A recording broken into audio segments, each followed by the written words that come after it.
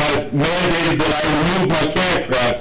So the can trap is not an issue anymore from the point that you guys are talking about. The ones in the brochure that you looked at, those are my can traps, okay? I'm standing here telling you I've done it. All the ramifications of what you saw in your dead is from me. They are scorpion can traps. I do not take reptiles out of the cans and sell them. I don't need to take reptiles out. I go every day by reptiles that I don't sell. The cans, the users that are in the cans that feed the scorpions, I drive by thousands of them a day, and I don't pick them up because I don't pick them up. I don't take them out of the cans either. The ones that I told you about, they're on the air. I reported them because I thought it was significant that they had that report that those were occurring there. And I put myself in because now they know where they're at. The cans are a non-issue anymore because they have to be removed. I also want to stand here and tell you, I really don't want you guys to punish the whole system like I told you. I fought my whole life for this, the whole 30 years. I'm 55 years old. It's been 30 years when I was a young man. Some of the numbers are down because you look at the ones ahead of you, they're not young anymore. When they went out and used to catch lizards, we can't catch the lizards that we caught 30 years ago. It's part of our rate that you should be able to pick up on. I'm telling you right now, I'm responsible to take it away from me if that's what the distasteful is because you went out and saw those cans, then you think, like my brother said, they're only legal. The department knew that I had cans out, but the same response to that. And you should put that on me if you take my because I've done something that's made it where it's uncomfortable. Take that from me, but I can tell you right now, the cans are going out. I've already been mandated. That's what I'm carrying here. Is the BLM that I have to cease and desist, and I have to remove all cans. I have the little cans where my cans are. They're going to know because they're going to have to verify them all pulled in for my cans, and that's in the process right now of being done. So your concerns for the rest of these, even if you take mine, is that the cans are not an issue anymore. They can't even be used for scorpions now. That's what I did before when I was limited down to the three that I had that is. But it's the same. I think you need to know. Your concerns, it's not for what's happened in the past. I still have to bear the responsibility of that. But for the future, that mortality you're talking about is no longer an issue because I'm no longer a can trapping for scorpions. So I think you need to know. And now, again, if you have any questions of me. Thanks, sir. Any questions? I'm seeing none. Thank you very much. Commissioner Hubbs. Just again, I can't think of a more important time to remind the commission, and I'm sure all the commissioners know, that our job right now today is to be trustees for our wildlife, their resources. We don't waste them, we protect them, and if there's an issue, we need to address it, even when it can get difficult. And I think today we saw a lot of data, and I'm hoping we don't lose track of the data and the science that was very plainly put before us in light of some emotional things that have come out today. Our duty is to not, I mean, we're human beings, but we're also trustees right now, and we need to focus on what we need to manage. Thank you, Commissioner Hubbs. Commissioner Johnston. Quick question, that when the permit, commercial collection permit is it issued for a calendar year?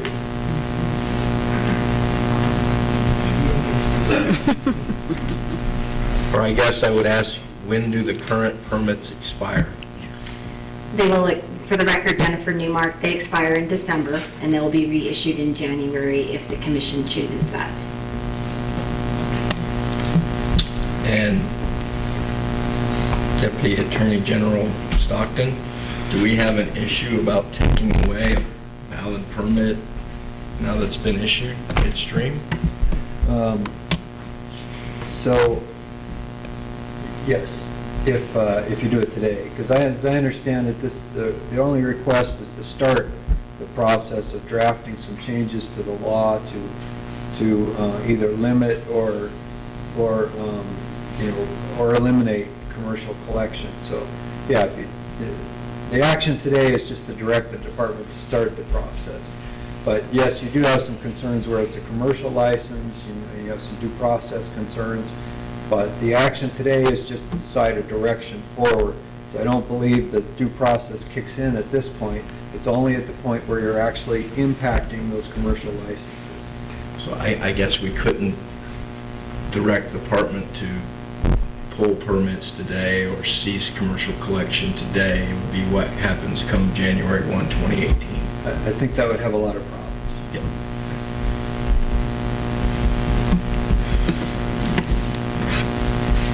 I'd make a suggestion then that we put this on the agenda again. And what I'd like to see maybe at the next meeting, we obviously know what some of the alternatives are. Banning commercial collection come January 1, or not issuing permits for commercial collection next year, but I think what I'd like to see in addition to that, at the next meeting, if possible, later this year, or sometime later this year, whether it's September or November, perhaps the discussion of potential recommendations on limitations of take seasons and that, because I think the best way to evaluate the options is to say, okay, we have complete ban on commercial collection, or here's the type of limitations that could be placed on it, and that gives us a better framework for discussion. And if we don't think limitations will work, then we may have to make the difficult choice in saying no more commercial collection at all. But I want to have more information, and given the fact that we're not going to be able to cease commercial collection midstream in 2017, we can put more time into this and address the issue.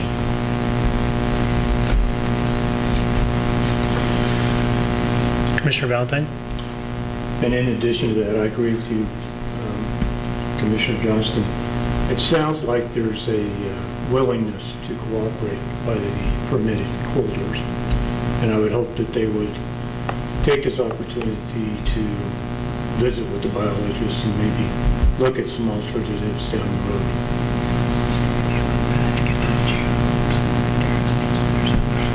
Commissioner McNinch? Thank you, Mr. Chairman. Yeah, I appreciate the comment on the permits and the fact that they're out there. Come on strong in terms of stopping everything today. That's not my intent. I think that if we're going to move forward, I would definitely feel more comfortable putting it in the form of a motion, our expectations of the department. And for me, from what I'm hearing in the discussion, that would include options 2 and 4. Combination opens them up. I don't think keeping things the way they are is the way to go.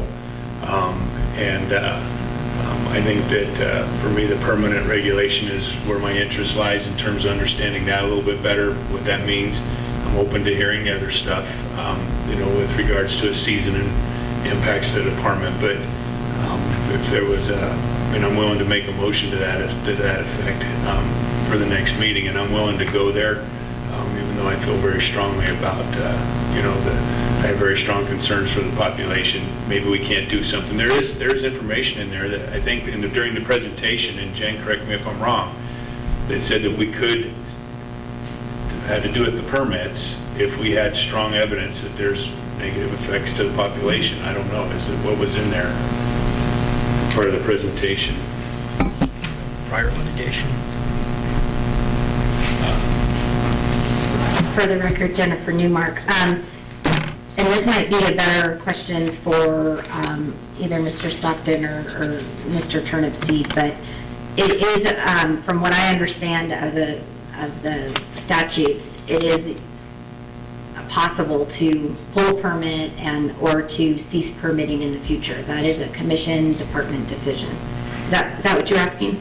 It is. I thought that there was a slide that mentioned that there is authority if we have concerns with our populations, if we have concerns with the take, et cetera, we retain the right to suspend those permits and suspend collection of them from that. I'm not suggesting that we go there today. I'm just saying that I guess I'd ask Stockton if you had some thoughts on it.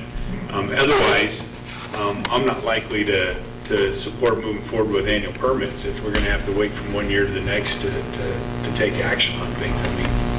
Anyway. So this is Jennifer Newmark. It is stipulated in the permit that the permit can be canceled if the department determines that the conditions of the permits have been violated or if operation of the permit is found to be detrimental to wildlife. The commission may revoke a permit and may refuse to issue another such permit. And then also in the NAC, it says that such a permit, this is NAC 503.095, such a permit may be canceled by the department for a violation of its condition or if operation of the permit is found to be detrimental to wildlife. So it's within the NAC and within the permit stipulations. But that would mean we have to make the finding that the operation of that specific permit is being detrimental to the population. And I don't know if we have that. No, that's, as Brian Stockton, for the record, as Newmark said, that's a department day-to-day operational decision. The department's duties under, the commission's duties under NRS 501.101 is you set broad policies and regulations and adopt regulations and those kinds of things. So the day-to-day decisions over whether a certain permit should be revoked or those kinds of things are left to the department's job. His job is to direct the department through policies and regulations, and then the department implements those day-to-day individual decisions. So is that clear, or is that, I'm getting some work studied books here. So.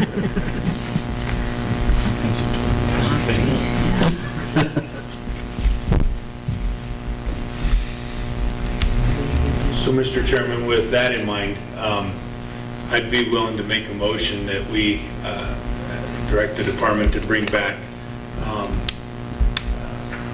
information pertaining to option number 2 and number 4. Give us an idea of, what each might look like for further discussion. It's not something that, there's a lot involved. I understand that. I feel very strongly about it, but I understand that there's a lot involved. So I'm willing for me to make that motion to have further discussion on items 2 and 4 and ask the department to bring us back some proposed framework for a possible open seasons with that limit commercial collection, what that might look like, and maybe some simple language relevant to what language might look like if we had a permanent regulation prohibiting commercial reptiles. I second that. I have a motion by Commissioner McNinch and a second by Commissioner Hubbs, but I also have Commissioner Barnes with a question or comment. Well, actually, I was going to second the motion, and then I was going to discuss it. So now it's been seconded, I'll just continue with my discussion. In light of what we saw in Amargosa Valley and then with what we've heard today, I'm really having trouble kind of getting my head wrapped around this. Coming in here, I thought I had a pretty good idea. I was pretty concerned about the population, and I still am concerned, have some real concerns. But I think maybe we need a little bit more time to, just like the direction we're going, to look at this so that we can end up making the right decision. We consider take on a lot of our other, whether there are, our game species, the upland game, or, our big game species. We look at population levels and we rely on the department for that kind of data. And then as a commission, then we process that, and then we basically set seasons, we set take. And the further we go with this, I don't think really this is, it's different, but maybe it isn't really that much different. So I just think we need more time, and I'm comfortable with the direction we're going in. Thank you, Commissioner Barnes. Commissioner Young? Thank you, Mr. Chairman. I agree with Tom there, and I'm not for number 2, but I certainly believe that number 4 is reasonable, expected, and the norm for all of us that use the resources of the state of Nevada. We study, we rely on science. It isn't a free-for-all in the state anymore. It never has been, but I'm sure there are species, as I said, there's a lot of us, I bet I could go in Clark County to raise our hands and say, kill. I wasn't kidding about rattlesnakes, but there may be a time where the department needs people like you to help them or assist them in areas where there's maybe a commercial use for people taking reptiles. I don't know. I don't care how much money you make at it. Personally, I don't believe you're getting to be mega millionaires. And it's a very tough life, and there's some characters. I like people like you that are Nevadans like that. And you're honest enough to come in here and say you violated something. That means a lot to me. So I'm willing to work with number 4, and I think that, Dave says even got him to agree that we need to study this thing a little bit. That's the way we work it. And just saying no to everything and banning it completely at this point in your lives, I don't think would have been the right thing to do. So thank you guys for that thought. Thanks. Thank you, Commissioner Young. Any further comments or questions on the motion? Seeing none, I'll call for the question. All in favor, say aye. Aye. Opposed? Hearing none, motion passes unanimously, 9-0. We'll close agenda item number 11. Move to agenda item number 12, public comment period.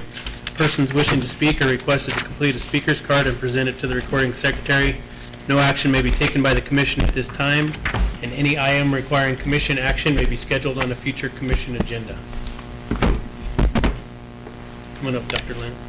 Before I start my presentation, just the material I wish to submit to the commissioners and the director and the secretary do it. And I apologize to Commissioner Young, I only have a copy for him. I'll give him his. You pass it on.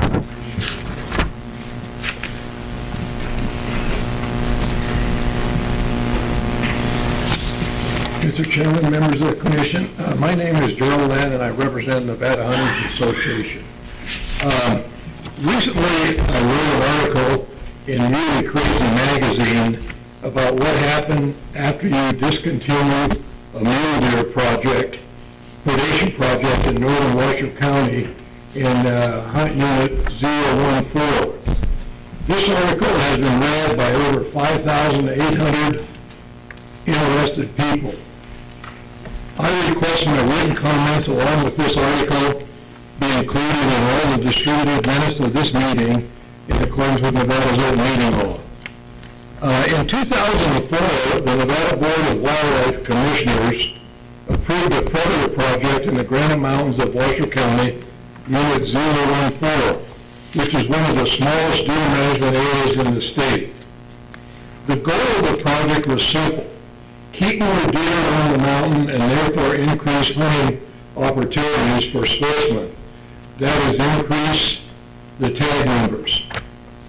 All of my numbers now that I submitted in the article are from NDOW's official big game status report, and therefore do not need any peer review. They're right out of NDOW's own data. None of the numbers are mine. In 2013, the mule deer population was, when the project started in 2004, there were only 850 mule deer in the population of this unit. In 2013, the mule deer population was 1,500 animals, a 76.5% increase from the origination of the project. And I want to emphasize this, and an unbelievable 345% increase in tags for sportsmen. This was after 52 mountain lions and 1,199 coyotes had been removed from the unit. Now this is important to hear. You will not find anywhere in Nevada where a mule deer management unit had a 76.5% increase in deer numbers and a 345% increase in tags for sportsmen. And also very important to hear that Hunt Unit 014 continued to outperform all other deer management areas in the state, regardless of drought conditions, regardless of any other variables. Any other variables that Mother Nature threw at this state, these deer, during the time this predator was there, continually increased. Even with the proven success of this predator project, it was shut down in June 2014. Even after it finally showed an incredible 88% increase in deer in 2014, when it was shut down. 88% increase in deer. So what happened when the Porter Project was discontinued? We got rid of that. We lost 25% of our deer herd only 2 years the project started. And it's very important, in such a short time of 2 years, all 10 of the years we had dedicated to a successful predator project had been lost. And I did a graph, and I'm going to lay it out on the table for the audience, but the graph tells everything.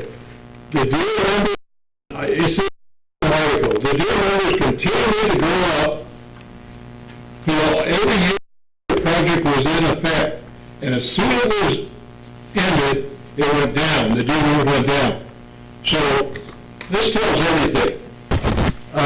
This is an example of how quickly predator will return after walking away from a serious predator removal program. And so whatever we're doing in the state is not working. We have to do something different. I asked, do you want more meat? Do you want to hunt? Gotta make your mind up. It seems logical that other low or deer owners with units with low deer numbers should have an active predator project based on the results of this one. And this is very important. These facts speak for themselves. And I hope you guys all understand that, and I think you will. Also, as the habitat from the recent fire diminishes, predator control becomes more important because it pushes a prey species into a smaller geographical area, making predation a much larger impact on the herd. The answer is simply, since they're going to die anyway, let's just have a mercy hunt and let the hunters kill them off, such as your amended agenda item number 20 on the model agenda says. We need to try to save deer in these areas by protecting them to a much greater extent, not just have a money grab, which will be suggested by NDOW tomorrow. So they can match the money 3-to-1. So there's a lot of revenue in here. Don't do that. Don't look at this as a revenue generator tomorrow. We need to protect the wildlife, not kill them all. You have the money in the predator fee, in the predator fund, to increase Mr. Lynn, you've reached your 6 minutes. Now we need to do the right thing for the future of our deer. Thank you. Thank you, Dr. Lynn. And I'll leave some grass out in the lobby here, where everybody wants to see the grass. It's real simple. Thank you. Thank you, Dr. Lynn. Further public comment?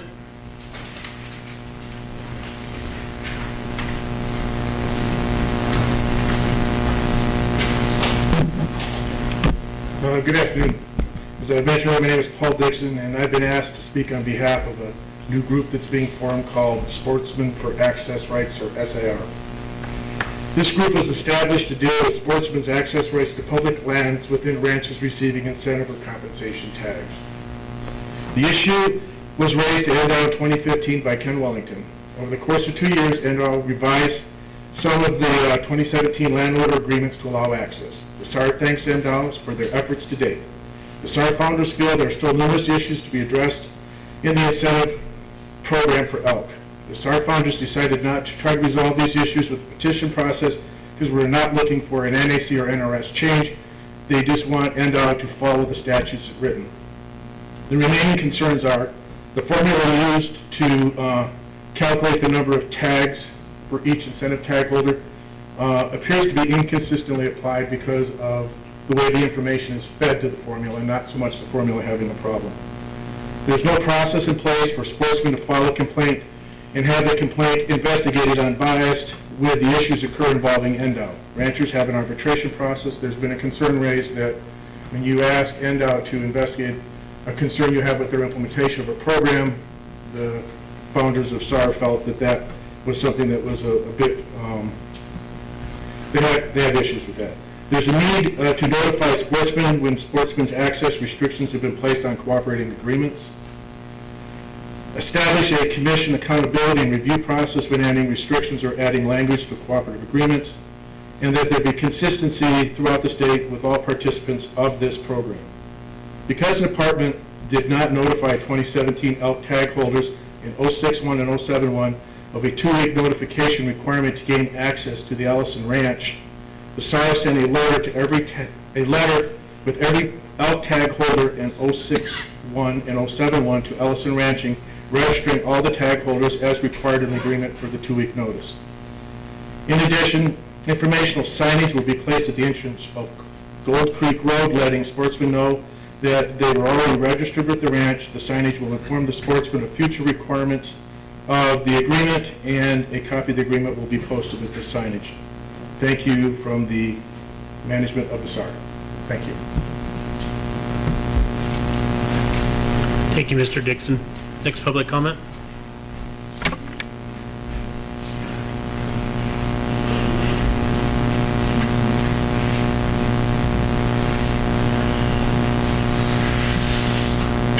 Thank you, Mr. Chairman. For the record, I'm Darrell Capro from Reno, Nevada. Unfortunately, I will not be able to attend tomorrow's meeting, and my comments are primarily with respect to the legislative end of things. So I'd like to have my comments entered verbatim into the record of this meeting, and I've provided a copy of that to your staff. The only on this, look up here, and the other ones I recognize are Chairman Wallace was on the same commission I was. I'm a former commissioner. And of course, Joe Lent was the chairman at one time. So it's things have changed quite a bit. During the 2015 session of the Nevada legislature, a bill was processed and signed by Governor Sandoval that, among other things, required the Department of Wildlife to spend 80% of the $3 predator fee that Nevada sportsmen pay when acquiring a tag on, quote, lethal control of wildlife predators. In preceding years before this legislation, NDOW spent as little as 30% of this $3 fee on that activity. Whether due to the mindset of the department that predator control was not necessary, or the belief that the NDOW could spend this required tag fee on other more important tasks, only the department can answer. Last survey contracted by NDOW, hunters were asked various questions regarding their experiences while hunting in Nevada. The single most issue that hunters mentioned was the high presence of predators insofar as the reason for a lack of game available to sportsmen. Still, NDOW continued to spend a small amount of percentage of the predator fee on other projects. In the last full accounting year, NDOW, by their own admission, spent only a little more than 50% of this fee for the purpose intended by the 2015 legislation. During the 2017 session, a bill was introduced in the Assembly that would virtually undo most of what was contained in the 2015 legislation. During this, the department indicated that this bill was not introduced at their request, and nobody really wanted to take credit for the bill introduction. In the end, the bill was passed on strictly Democrat votes and was sent to Governor Sandoval for his expected signature. In probably the shortest period of consideration time by the governor, he sent a veto message back to the legislature that his 2015 legislation had not been given a reasonable opportunity to work. The net effect of that veto is that NDOW must now comply with the law requiring that 80% of the predator fee be used for lethal control of predators. Hopefully, the department has listened to the governor's edict and will spend this fee appropriately as the law requires. The coalition of sportsmen from both ends of the state was instrumental in the outcome of this issue. The Nevada sportsmen were adamant in their demand that most of the fee be spent on the intended original purpose and follow-up legislation. It appears that lesson has been learned when we review the annually required predator management plan for fiscal year 2018. Nevada sportsmen will be watching for the NDOW to follow through with this plan. Mr. Capurro, you've reached your time, if you could wrap it up. I've got about 10 seconds. Okay. Other states, including Idaho and Utah, have recognized the need for effective predator control. The Utah legislature in 2012 adopted broad-reaching legislation in order to halt the demise of mule deer. Although it is unlikely that Nevada would return to predator bounties as Utah prescribed,